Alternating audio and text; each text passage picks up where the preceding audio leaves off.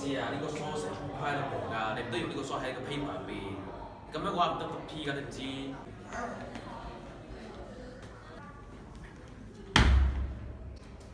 Hi ABC Math students, today I will help you how to find credible sources and how to make your paper more credible. Okay.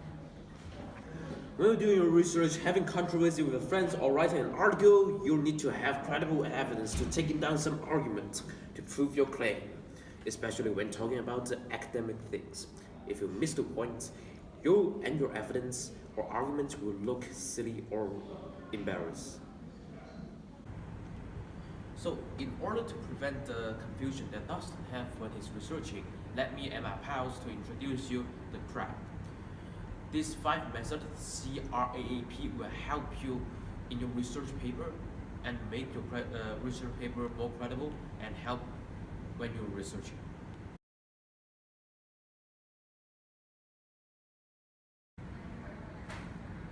Assume you are doing some research about the Asian American, and you want to find evidence to support that Asian Americans are suffering from very serious stereotypes.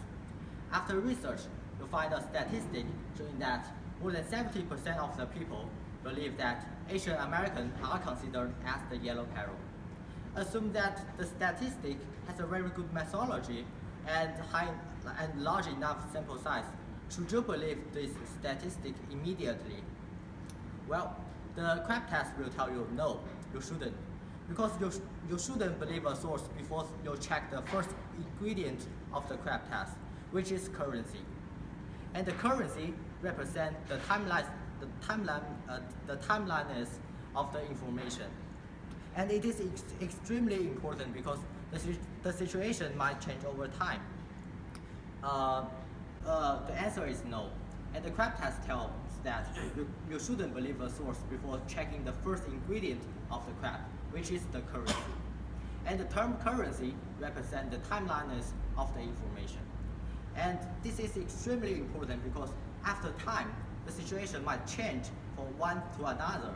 And the statistic that has more than 20 years of history is going to be probably uncredible and invalid. So continue our example of the Asian stereotypes.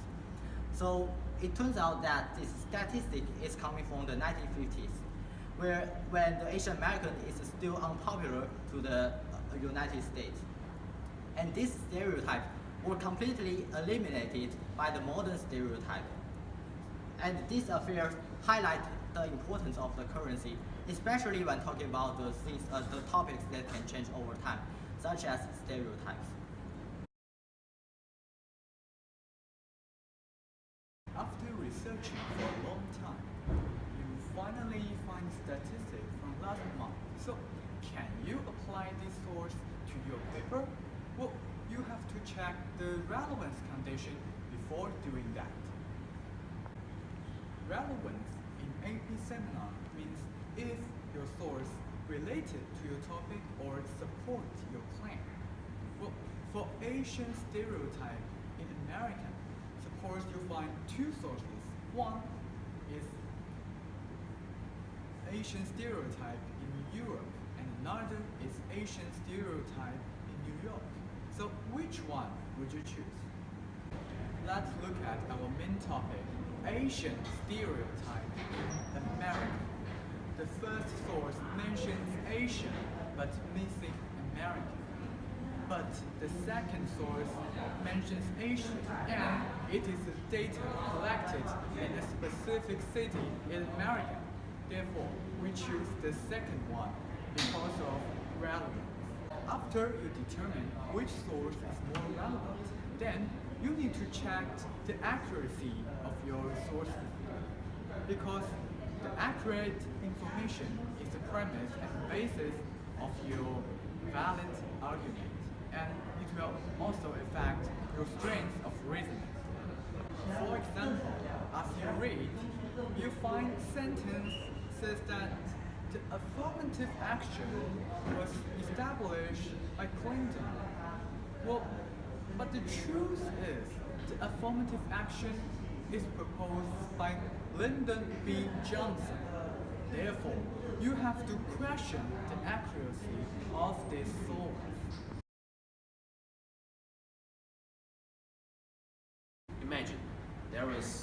primary school student says about things that Chinese is the most intelligent people in the world, and a Harvard professor says all the people in the world have the same amount of IQ.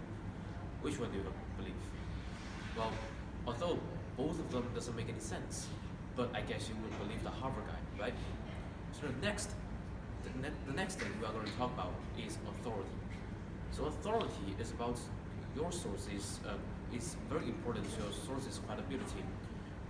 Authority like CDC, government, or any other academic resources. Those resources can provide you very valuable line of reasoning, a very good line of reasoning, and very credible data. Because the authority usually they put a huge amount of effort to collect data. But instead, those incredible sources, those not very authoritative sources like a blog, for example, or Twitter, they probably did not put much effort on putting good line of reasoning or good data on it. So compared to an authoritative paper to an very casual paper, the authoritative paper would be the best choice of your paper. This kind of resources can use in your paper. And what is non-authoritative resources? Resources like a blog, for example, or Instagram or Facebook. Those casual resources could be non-authoritative resources. So after the day, I recommend you to use authority resources in your paper. This will even make your paper more authoritative. Let's give an example. When researching something about disease, you have one source which is provided by the Central Disease Control of America, and the other side is provided on WeChat. Which one do you believe? In this case, I would recommend the CDC's paper because they have good line of reasoning, they have good reputation, which is they belong to the government, and they have good data. Well, compared to a WeChat probably is not as trustworthy as the CDC because a WeChat could be we don't know where is that source come from, and we cannot sure about the poster's identity. Therefore, I recommend the CDC one. Purpose is also a very important variable. It is not the purpose of your paper, but instead it's the author's purpose of your sources. For example, if a professor he wrote an article about a disease, but it is very casual, he just wrote for a daughter, he may choose a very vague line of reasoning and did not collect many data in order to let his daughter to understand. So in this case, you would not use that as a resources in your research paper because this paper is very vague and it is not strong enough to prove your point. But instead, if this professor wrote an article about an article for his student, that would be a very credible sources because the purpose is to teach the student. Here, in this case, he must have used good line of reasoning and good data collecting. So this paper would be very useful. So it is important to identify why did the author wrote the sources. This indicates that how much information and the credibility of the information in the paper.